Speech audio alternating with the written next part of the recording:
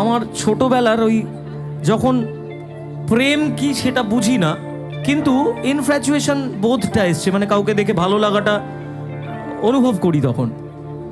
কিন্তু সেই মানুষটাকে বলার কোনো উপায় নেই। তখন যে কষ্টগুলো হতো, তখন তার মধ্যে একটি গান ছিল, জান রে এমন করে আমায় মারিস না। পরে সেই গানটা আমাদের খুব, আমার প্রিয় শিল্পী, আপনাদের সবার চেনা মানুষ, বাংলাদেশের জনপ্রিয় শিল্পী এফ এ সুমনদার গান ছিল। তো পরে সেই গানটা এফ এ সুমনদা আমাকে দিয়ে গাওয়ায় একটা রিক্রিয়েট ভার্সন, যে ভার্সনটা সুপার হিট করিয়ে দিয়েছেন আপনারা।